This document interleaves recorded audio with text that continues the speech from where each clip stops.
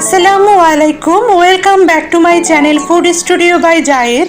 আশা করি সবাই ভালো আছেন। সবাইকে ঈদ মোবারক। আজকে আমি আপনাদের সাথে রেসিপি শেয়ার করব আচারি গোস্ত।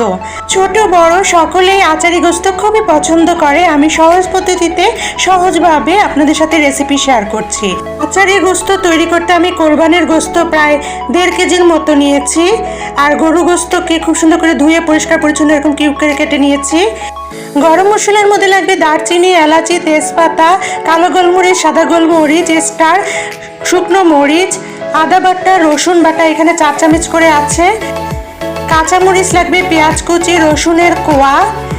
মশলার মধ্যে আছে এখানে আপনার হলুদের গুঁড়া, ধনিয়ার গুঁড়া, লবণ, মৌরি, তারপর স্পেশাল চাট মশলা, হলুদের গুঁড়া, মরিচের গুঁড়া, ধনিয়ার গুঁড়া, জিরার গুঁড়া, টক দই আর মিষ্টি দই একসাথে মিক্সড আছে। যেহেতু কোরবানির গোস্ত দিয়ে আমি আচারি গোস্ত তৈরি করব, সেহেতু আমি যখন রান্না করব তখন কিভাবে আমি প্রসেসিং করে গরু গোস্তের মাঝে আচার ইউজ করব সেটি আপনাদের দেখিয়ে দিব। তো চলুন দেখে আসি আমি কিভাবে রান্না করছি আচারি গোস্ত। আচারি গরু গোস্ত তৈরি করতে আমি এখানে পরিষ্কার একটি হাঁড়ি নিয়েছি। এবার প্রায় 1.5 কেজির মতো গরু গোস্ত ঢেলে দিলাম। এবার দিয়ে দিব আদা বাটা, রসুন বাটা, পেঁয়াজ বাটা আর বাদাম বাটা আছে এখানে। এবার দিয়ে দিব গরম মশলা, যেগুলোর কথা বলেছিলাম সবগুলো দিয়ে দিব। এবার দিব গুঁড়া মশলা, এক এক করে সবগুলো গুঁড়া মশলা দিয়ে দিব প্রায় 2 চামচের মতো করে।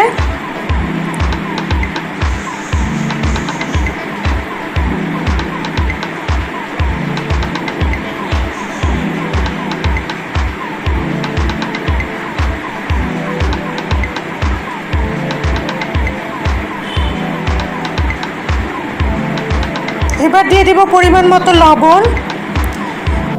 আমি 2 বাটির মতো পেঁয়াজ কুচি ইউজ করেছি আর বাকিটুকু আমি বেরেস্তার জন্য রেখে দিব।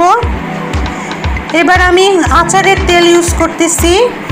আমি এখানে 2 কাপের মতো আচারের তেল ইউজ করেছি। আমার যে আচার তৈরি করেছি সেখান থেকে আমি তেল দিয়ে দিলাম। আর 2 চামচ করে আমি যখন মাখাচ্ছি তখন আচারের ইউজ করছি।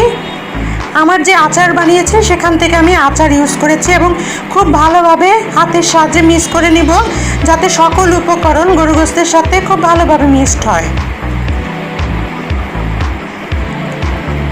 আমার মিক্সড প্রক্রিয়া প্রায় হয়ে যাচ্ছে, এজন্য আমি প্রায় 2 ঘন্টা ম্যারিনেট করে রাখবো।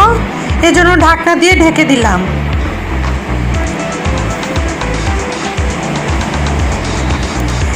2 ঘন্টা পর আমি চুলার উপর বসিয়ে দিয়েছি, মিডিয়াম লো আছে।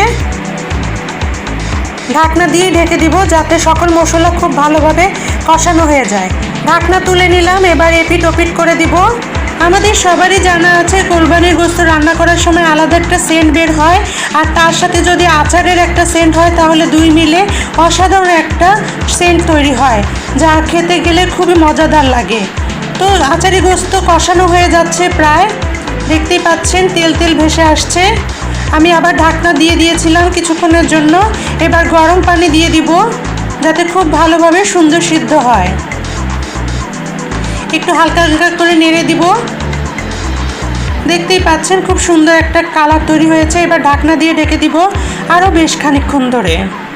আচারি গোস্তের পানিটা টেনে গেলে তখন আমি আচারের তেলের মাঝেই ঘি, মৌরি, টালা জিরা, মিষ্টি জিরা দিয়ে ভালো করে বাগার দিয়ে নামিয়ে নিব। আর বেশ খানিকক্ষণ মতো আমি গরু গোস্তকে রান্না করব, সেজন্য ঢাকনা দিয়ে ঢেকে দিলেই হয়ে যাবে আচারি গোস্ত। তো হয়ে গিয়েছে আমার আচারি গরু গোস্ত। দেখতে যেরকম ভাল লাগছে খেতেও কিন্তু দুর্দান্ত হয়েছে। আমি একটু ট্রাই করে দেখছি। সকল কিছুই খুব সুন্দরভাবে রান্না হয়েছে। আচারি গোস্ত আলাদা একটা আচারের সেন্ট বের হচ্ছে। আপনারা খিচুড়ি, পোলাও কিংবা সাদা চালের রুটির সাথে আচারি গোস্ত ট্রাই করে দেখতে পারেন। সবাই খুব মজা করে খাবে এবং বারবার খাওয়ার রিকোয়েস্ট আসবে। আশা করি আমার আচারি গোস্ত আপনাদের কাছে ভালো লেগেছে। আর ভালো লেগে থাকলে অবশ্যই আমার চ্যানেলটিকে লাইক শেয়ার কমেন্ট করতে ভুলবেন না। আর এখনও যারা আমার চ্যানেলটিকে সাবস্ক্রাইব করেননি, সাবস্ক্রাইব বাটনের পাশে বেল আইকনে প্রেস করে থাকলে আমার চ্যানেলে এরকম নতুন ভিডিও সবার আগে দেখতে পাবেন। অসংখ্য ধন্যবাদ আমার চ্যানেলের সঙ্গে থাকার জন্য। পরবর্তীতে কোনো রেসিপি নিয়ে আবার হাজির হয়ে যাব। সে পর্যন্ত সবাই সুস্থ থাকবেন, ভালো থাকবেন, নিরাপদে থাকবেন, সবাই সবার জন্য দোয়া করবেন। আল্লাহ হাফেজ।